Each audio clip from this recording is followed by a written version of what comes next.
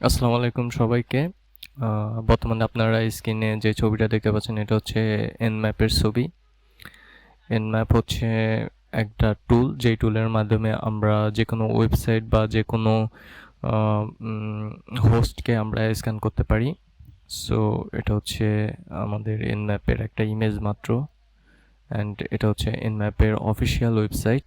এই ওয়েবসাইটের মাধ্যমে আমরা এনম্যাপ ডাউনলোড করতে পারবো বা এনম্যাপের যেই এগুলো আছে, যে রুলসগুলো আছে সেগুলো আমরা দেখতে পারবো। এছাড়া পিসির জন্য আমরা এনম্যাপ ব্যবহার করতে পারবো। এখানে জাস্ট ডাউনলোডে যে এখানে আপনি উইন্ডোজ, ম্যাক ওএস, লিনাক্স বা any other OS source code সেটা আপনি ডাউনলোড করতে পারেন। তো যেহেতু আমরা লিনাক্সে ইউজ করব, সেহেতু এখানে দেখতে পাচ্ছেন যে লিনাক্সে ক্লিক করার সাথে সাথে এখানে তাদের বেশ কিছু আপনার চলে আসছে, লিঙ্ক চলে আসছে এবং অন্য অন্য যে জিনিসগুলো আছে সেগুলো চলে আসছে। তো আমরা এইভাবে না, আমরা সরাসরি এপিটে গেটের মাধ্যমে ইনস্টল করব। বর্তমানে আমি আমার উইন্ডোজে আছি। এখান থেকে আমি যেটা করব, আমি লিনাক্সে ট্রান্সফার হয়ে যাব। এটা হচ্ছে ভিএমওয়্যার। আমি আমার লিনাক্সে আমি ওপেন করে নিচ্ছি। আমি প্যারোট ওএসে কাজ করি, তবে আপনি চাইলে আপনি কালি লিনাক্স বা অন্য কোনো লিনাক্স অপারেটিং সিস্টেমে কাজ করতে পারেন।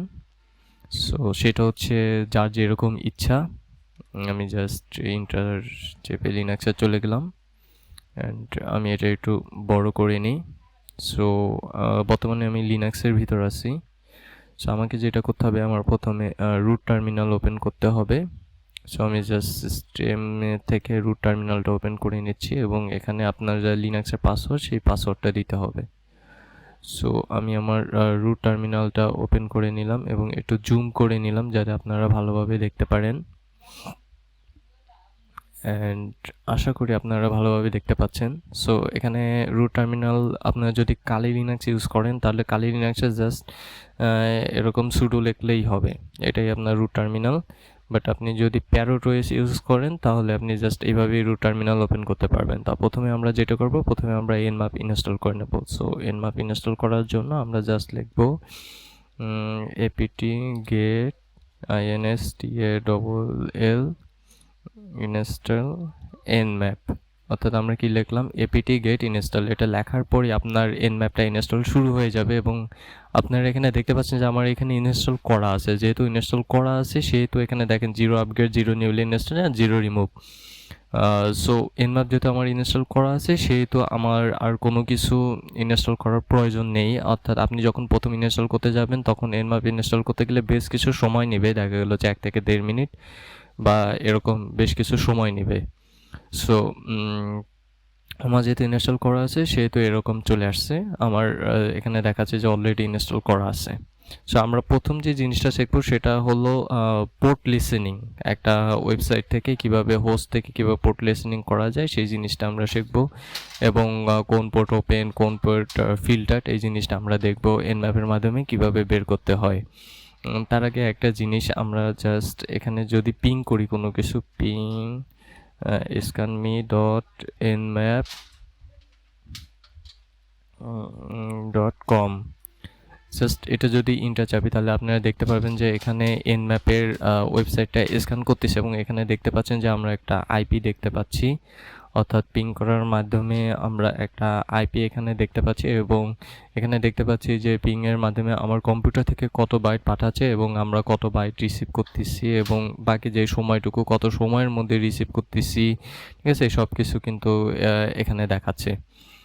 সো পিং করার মাধ্যমে সবচেয়ে ভালো সুবিধা হলো আপনি যে কোনো ওয়েবসাইটের একটা হোস্ট দেখতে পারবেন, আইপি দেখতে পারবেন এবং অন্যান্য যে জিনিসগুলো সেগুলো আপনি খুব সহজে দেখতে পারবেন। এখানেই দেখেন, এখানে আমরা আইপি দেখতে পাচ্ছি, যেটা হচ্ছে অনেক ইম্পর্টেন্ট হোস্ট আইপি দেখা। এটা পেন টেস্টিংয়ের ক্ষেত্রে অনেক কাজে দেয়।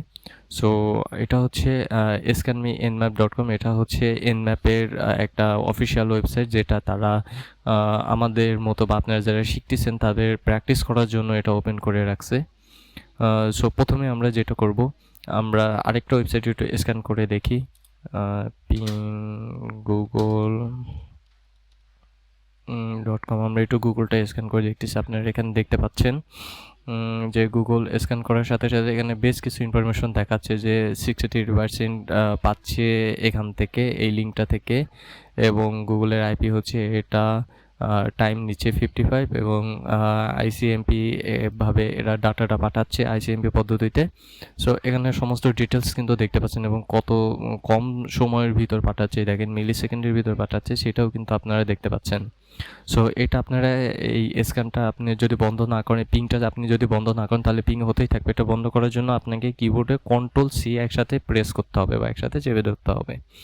সো এই স্ক্যানটার মাধ্যমে আমরা কি বুঝলাম? এই স্ক্যানটার মাধ্যমে আমরা বুঝলাম এই যে আমরা যে ওয়েবসাইটটা স্ক্যান করব এটা অ্যালাইভ আছে, অর্থাৎ এই যে পিংটা পাঠাচ্ছে, পিং পাঠানোর মাধ্যমে আমরা বুঝতে পারছি এটা অ্যালাইভ আছে। কোথা থেকে ফাইল পাঠাচ্ছে সেটা আমরা দেখতে পাচ্ছি, ওয়েবসাইটটার হোস্ট আমরা দেখতে পাচ্ছি, এবং কত সেকেন্ডে পাঠাচ্ছে, কোন পদ্ধতিতে পাঠাচ্ছে, এই সব কিছু কিন্তু আমরা এই পিং করার মাধ্যমে দেখতে পাচ্ছি। তো যাই হোক, পিং হচ্ছে এনম্যাপের কোনো অংশ না, পিংয়ের মাধ্যমে পিংয়ের সাথে এনম্যাপের কোনো সম্পর্ক নাই। এনম্যাপ জাস্ট নিজস্ব পদ্ধতিতে কাজ করে।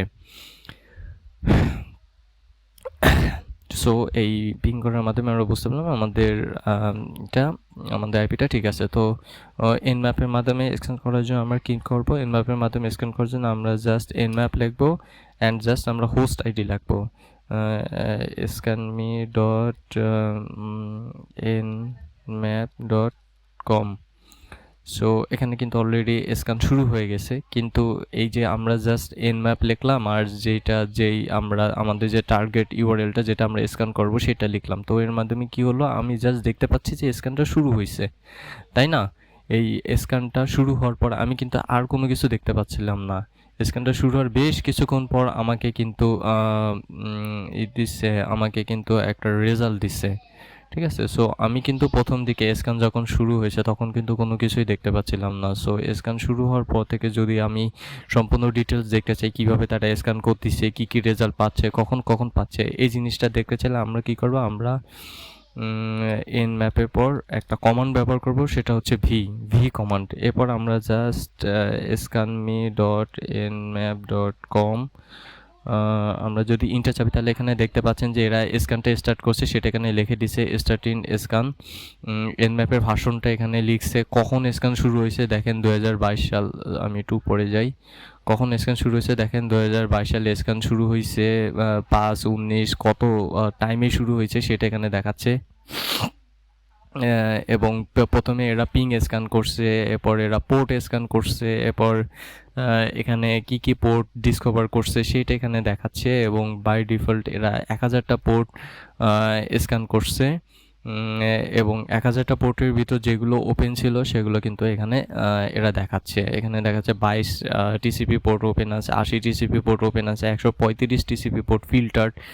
ফিল্টার্ড মানে হচ্ছে আমরা যখন কোনো ফাইল পাঠাবো বা আমরা যখন কোনো রিকোয়েস্ট পাঠাবো তখন তাদের যে ফায়ারওয়েল আছে সে আমাদের এই রিকোয়েস্টটাকে সে প্রথমে দেখবে, দেখার পর তার যদি মনে হয় যে এই রিকোয়েস্টটা তাদের সার্ভারে তারা পাঠাবে তাহলে তারা সেটা তাদের সার্ভারে পাঠায়, আর যদি তাদের মনে হয় যে না তাদের সার্ভারে তারা পাঠাবে না তাহলে এটা তাদের সার্ভারে তারা পাঠায় না, অর্থাৎ আমাদের যে রিকোয়েস্টটা যাবে ওটা মাঝখানের একটা পদ্ধতিতে ফিল্টার হয়ে যাবে। আর ওপেন মানে তো ওপেন, এটা সরাসরি আপনি পেয়ে যাবেন, ওপেন ফিল্টার, এই যে জাস্ট এই। এবং আপনি দেখতে পাচ্ছেন এখানে কোন পোর্ট কি কাজ করতেছে, এখানে 22 পোর্ট এসএসএস এর কাজ করতেছে, 80 পোর্ট এসটিটিপি এর কাজ করতেছে, সব জায়গায় 80 পোর্ট এসটিটিপি এর কাজ করে, এবং বাকিগুলো আপনি তো এখানে দেখতেই পাচ্ছেন, এবং যেটা আননোন সেটাও দেখতে পাচ্ছেন। তো এখানে টোটাল হচ্ছে আপনার 1000টা পোর্ট স্ক্যান করছে, কিন্তু অ্যাকচুয়ালি পোর্ট কিন্তু আরও অনেক বেশি। টোটাল আপনার পোর্ট হচ্ছে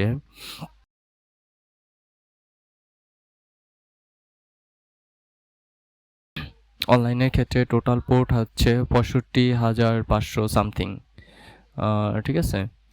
সো আমি জাস্ট এখানে একটু ক্লিয়ার করে নিই, CLEAR ক্লিয়ার। সো এখন আমি চাচ্ছি যে আরও কিছু পোর্ট স্ক্যান করবে, সো শুধুমাত্র এই কটা পোর্ট স্ক্যান করবে না, আরও কিছু পোর্ট স্ক্যান করবে। তো সেই ক্ষেত্রে আমি কী করব, সেক্ষেত্রে আমি nmap p 1 2 p মানে হচ্ছে পোর্ট অন 230, এবার হচ্ছে scanme.nmap.com। সো আমরা যদি 30টা পোর্ট স্ক্যান করতে চাই তাহলে এখানে দেখতে পাচ্ছেন আমরা 30টা পোর্ট স্ক্যান করার জন্য এই কমান্ডটা ব্যবহার করতে পারি। সো আমরা যদি আরও বেশি পোর্ট স্ক্যান করতে চাই তাহলে আমরা এখানে P30 জায়গায় আরও বেশি স্ক্যান করব। সো আমরা যদি আরও কম স্ক্যান করতে চাই তাহলে আরও কম স্ক্যান করব। সো এখন এখানে আরেকটা জিনিস আছে যে জিনিসটা না বললেই নয়, আমরা চাইলে আমাদের ওয়েবসাইটে ডিএনএস চেঞ্জ করে স্ক্যান করতে পারবো। সো অনেক সময় হয় কি একটা আইপি থেকে বা একটা ডিএনএস থেকে অনেকগুলো রিকোয়েস্ট গেলে সেই ফিল্টার যে জিনিসটা দেখছেন সেই ফিল্টারের মাধ্যমে আমাদের যে এটা আছে, আমাদের যে রিকোয়েস্টটা আছে, যে রিকোয়েস্টটা এখান থেকে যায় সেই রিকোয়েস্টটা ব্লক হয়ে যায়। ঠিক আছে, তো আমরা যদি সেটা যদি ব্লক না করতে চাই বা আমরা যদি আরেকটু অ্যাডভান্স লেভেলে যেতে চাই, আমাদের ডিএনএসটা হাইড করে যদি অন্য কোনো ডিএনএস সার্ভার থেকে আমরা যদি স্ক্যান করতে চাই, সেক্ষেত্রে আমরা কি করব, nmap আমরা দেখার জন্য ভি লিখলাম কীভাবে স্ক্যান করতেছে। এবার আমরা দুইটা ড্যাশ দিয়ে ডিএনএস তারপর ACRVER ডিএনএস সার্ভার, এবার আমরা ডিএনএস সার্ভার দেবো on.on.on.on, এটা একটা ডিএনএস সার্ভার। এবার আমরা জাস্ট scanme ডট